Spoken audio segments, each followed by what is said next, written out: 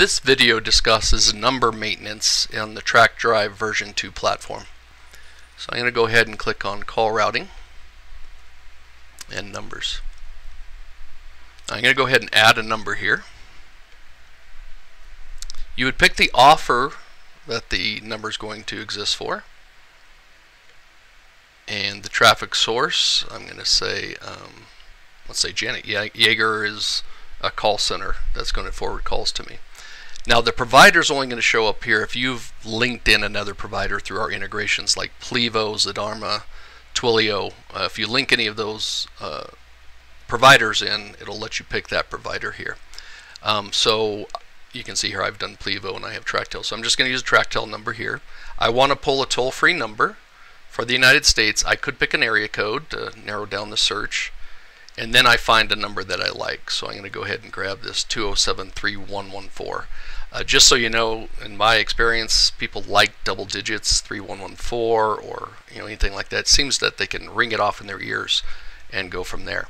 Now, like most maintenance in TrackDrive, you don't have many options when you're setting up the record to begin with, so it's streamlined, and then we'll show you the edit so that you can have more options. I can actually purchase more numbers than one at a time. If I was trying to get a block of 10 numbers maybe to give to a traffic source, I could do that. But I'm going to say that Janet Yeager is, for this example, a call center that's going to forward me calls. So I'm going to place that order for that number. Now I come to the edit here, and you may not see the number pool. I'm going to discuss number pools in another video. That's how you would optimize campaigns or track ad networks, traffic sources, and sub-IDs. There's many reasons you would use number pools, but there's another video for that. But I added a dummy number pool here for Google that allows me to track for Google. I just put it in there temporarily so that you can see that number pools will appear if you have a number pool. You normally do not force a number to be in a number pool. But if you were doing virtual numbers and you forgot to add them to a number pool, you could put them all into a number pool. So you could even optimize on TrackDrive virtual numbers that TrackDrive doesn't own. It's very nice. So if you get numbers from Zadarma and you use our integration wizard to import those into TrackDrive, we can maintain optimization even on virtual numbers that we don't own. It's pretty nice. This deletion prevention.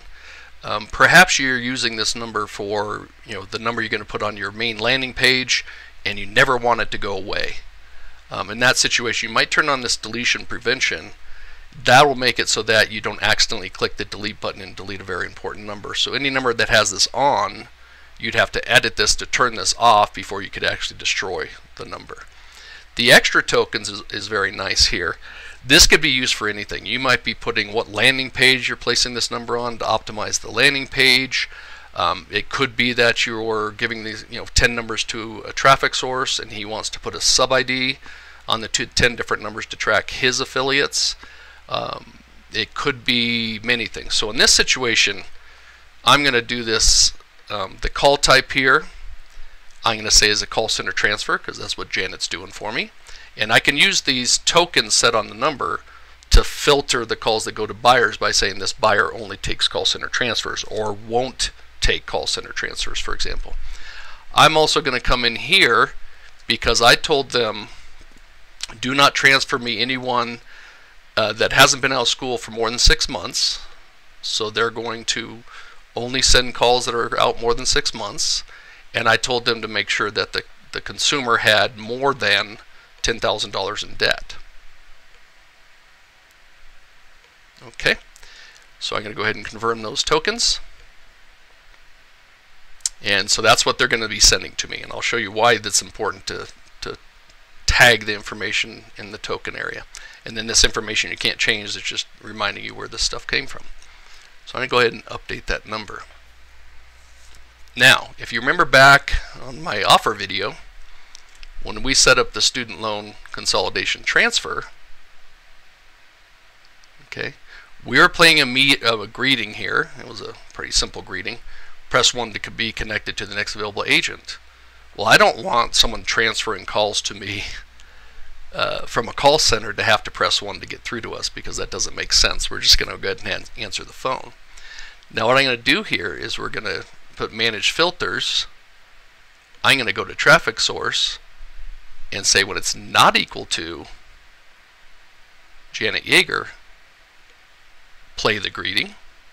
Otherwise, it's not going to play the greeting, and that's why you see when 1 is pressed or no key press is requested, this greeting isn't going to play if Janet's call center has forwarded me the call, and so it's going to follow this routing options here to transfer the call. Now the cool thing, I put everyone in a group down here, so the ABC guys are in a group. These two guys are in that group there. I wouldn't be able to add, by the way, these two buyers to this line here because they're already part of this group. But anyway, this is what's going to route the calls. Now the cool thing about Janet sending me, putting the numbers, the tokens, I'm sorry, I did in there saying that this person we know is over $10,000 in debt, and we know they've been out of school more than 6 months. As we try to go through the buyers to match filters, we don't have to answer those questions. So in this particular case, the call type is call center transfer.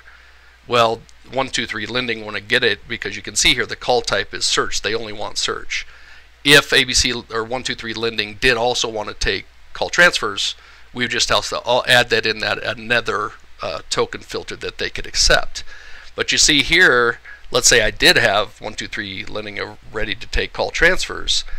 The next question would have been, how much debt do you have to the consumer? However, I set in the number itself how much federal debt that number already has. So we would already know the answer to that. So the federal debt question would be skipped. And then it would continue, because this number didn't have that information, it would continue to ask the consumer, how many federal loans do you have and what type of debt do you have? But it would skip the question about debt amount because the call centers forwarded me things that are only over $10,000 in debt. So that's how the filters work with the numbers and how you maintain numbers in our system. You can delete them, view stats on them, whatever you want to do. But that's the number maintenance for basically static numbers. I'll go over what a pool number is on another video.